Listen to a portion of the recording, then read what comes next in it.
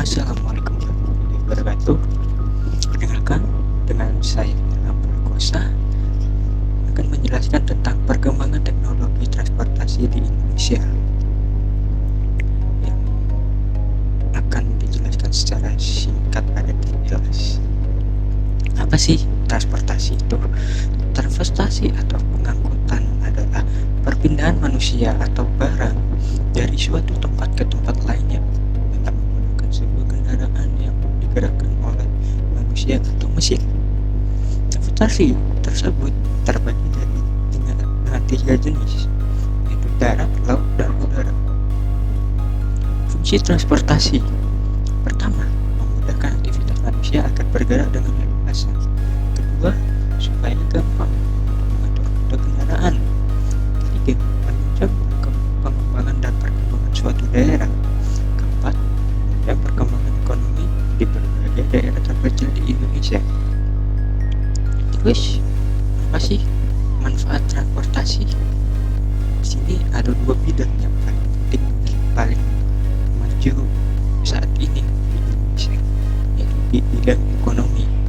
Transportasi menjadikan suplai barang lebih mudah dan terjamin sehingga harga barang akan tetap stabil di setiap daerahnya. Di sosial, dapat menjadi pelayanan untuk masyarakat, baik itu perorangan atau berkelompok. Memendekkan jarak antara tempat atau daerah, menyediakan jasa bagi perjalanan, pertukaran informasi, dan lain-lain. Terus, bagaimana bisa ada transportasi darat dan laut di Indonesia? Bagaimana sejarah transportasi di Indonesia? Sejarah perkembangan transportasi di Indonesia. Transportasi darat pada tahun 1842, pemerintah kolonial Belanda membentuk jalur kereta api yang menghubungkan Semarang, Yogyakarta, serta Surakarta. Pada awalnya, pembangunan jalur kereta api pada Indonesia bertujuan untuk menaikkan aktivitas serta efisiensi pengiriman hasil pertanian asal pedalaman menuju ke pelabuhan. Setelah zaman kemerdekaan, terjadi perubahan bentuk perusahaan kereta api dari DKARI, DKA, PNKA, PJKA, baru K, sampai sekarang ke PT KAI yang kalian kenal. Transportasi udara. Perkembangan teknologi penerbangan Indonesia tidak terlepas dari kiprah Tanio Beato Pringgoa di Surya dan Minika Sukung. Mereka berhasil menerbangkan pesawat kursi tunggal yang dinamakan dengan si Kubah. Perkembangan teknologi penerbangan Indonesia semakin pesat dengan diresmikannya industri pesawat terbang Nusantara atau disingkat IPTN. IPTN berhasil membentuk pesawat pertama yang dinamakan dengan NC212 yang akhirnya menyempurnakan dunia penerbangan ini. Bapak bisa sebagai mimpi. Dengan itu banyak yang teori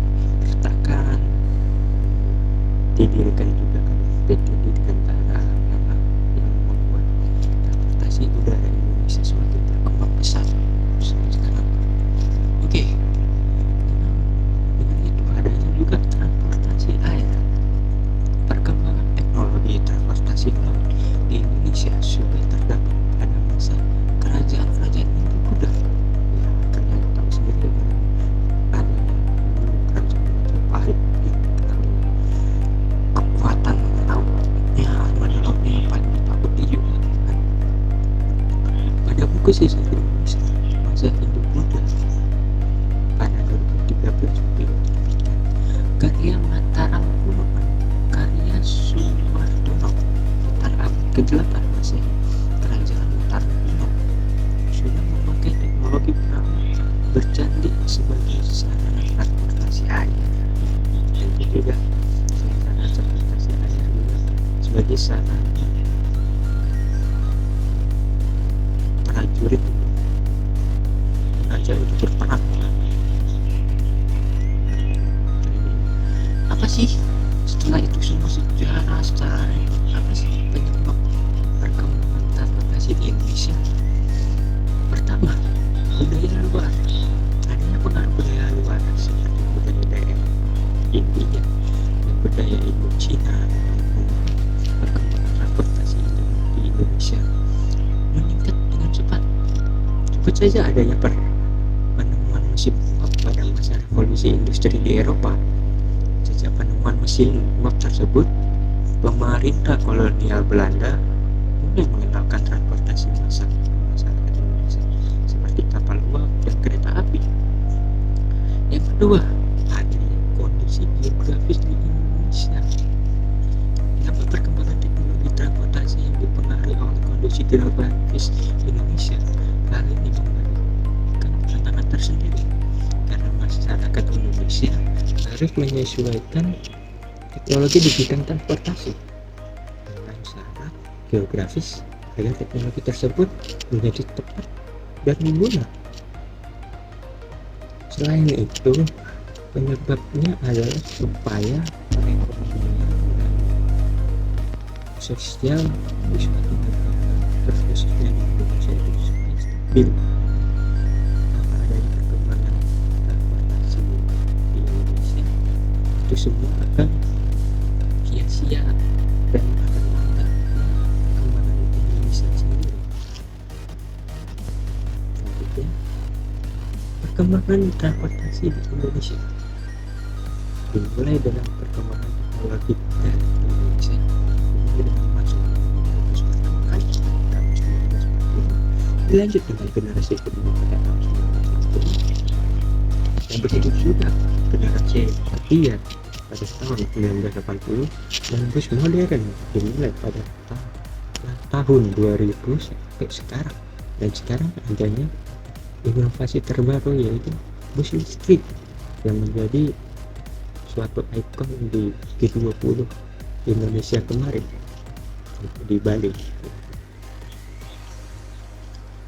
Dan kita akan masuk ke sejarah perkereta apian Indonesia. Tadi kita bahas ada perubahan banyak banget, perubahan nama ya pada PT Penggerak Kereta Api di Indonesia. Sejarah kereta api Indonesia diawali dengan pencangkulan pertama pembangunan jalan kereta api di desa Kemijan 17 Juni 1864 oleh Gubernur Jenderal Hindia Belanda Mr. L.A.J.A. Baron Schut van den Bell. Pembangunan diprakarsai oleh Netherlands Inside Spoorweg Maatschappij. Ruas jalan ini dibuka untuk angkutan umum pada tanggal 10 Februari 1870, dapat menghubungkan Semarang ke Surakarta sejauh 100 km, kemudian berkembang menjadi 3.350 km pada 1990. Sejarah perkereta apian Indonesia. Jenis kereta pertama kereta penumpang dibuka pada 1876 sampai 1925 dengan sarana untuk mengangkut penumpang, sedangkan untuk mengangkut barang tersebut disebut gerbong, sedangkan untuk mengangkut barang disebut kitang.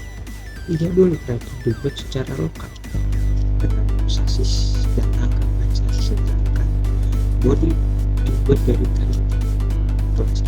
Dibedakan jenis kursi dan jumlah kursi per kereta. Kereta api Indonesia dimulai pasca kemerdekaan. Selanjutnya, perusahaan kereta api diambil alih oleh Angkatan Muda Kereta Api atau disebut AMKA Pada tahun 1953 terjadi perpindahan era otomotif uap ke diesel dengan diawali oleh sisi 200 cadangan dari ALPG Amerika Serikat Indonesia, dan disusul beberapa dengan lokomotif diesel elektrik dan hidrolik seperti BB200, BB300, serta B300. Selanjutnya, perusahaan kereta api Indonesia dengan lokomotif dikit. Selanjutnya, sejarah penerbangan. Pesawat terbang jenis Antonio T diangkut ke Surabaya menggunakan kapal laut pada 18 Maret 1911. JIJS Uller, orang Belanda, mendemonstrasikan pesawat tersebut terbang dari Pasar Sugihwara Surabaya menjadi penerbangan pesawat bermotor pertama di Indonesia. Nah, Surabaya ini sangat bangga karena penerbangan pertama pesawat terbang di Indonesia terjadi di Surabaya. Itu aja di Pasar Sugihwara. Karena demonstrasinya dilanjutkan ke Semarang, Jogja, dan beberapa waktu Batavia dan Solo, yaitu Jakarta sebelum menjadi Jakarta, yaitu Batavia.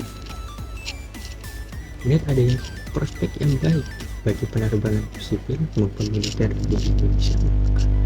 Pada tanggal 1 Oktober 1924, sebuah pesawat jenis Fokker F7 milik maskapai penerbangan Belanda mencoba melakukan penerbangan dari Bandar Schiphol Amsterdam ke Batavia atau Jakarta sekarang. Sejarah pelayaran Indonesia, atau bisa disebut suatu sejarah yang paling lama di Indonesia. Perusahaan pelayaran pertama didirikan di Indonesia pada tahun 1890 oleh pemerintah kolonial Belanda, yaitu perusahaan pelayaran KPN Koninklijke Paketvaartmaatschappij, dan merupakan satu-satunya perusahaan yang oleh pemerintah Belanda diberikan hak monopoli di bidang pelayaran Indonesia. Nantinya digantikan oleh Yayasan Perusahaan Pusat Kapal-Kapal Muska, namun dibubarkan pada tanggal 28 April 1952, digantikan oleh PT PLN 28 Februari 1952, dan 19 April Presiden Direktur PLN yang pertama bernama Mamun Suemarji Raja. Kapal-kapal yang memiliki periode kapal kunci Karmus terpilih jet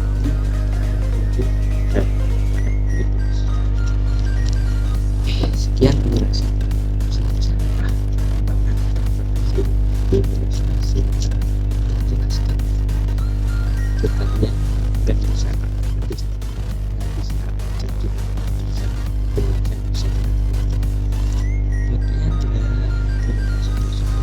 warahmatullahi wabarakatuh.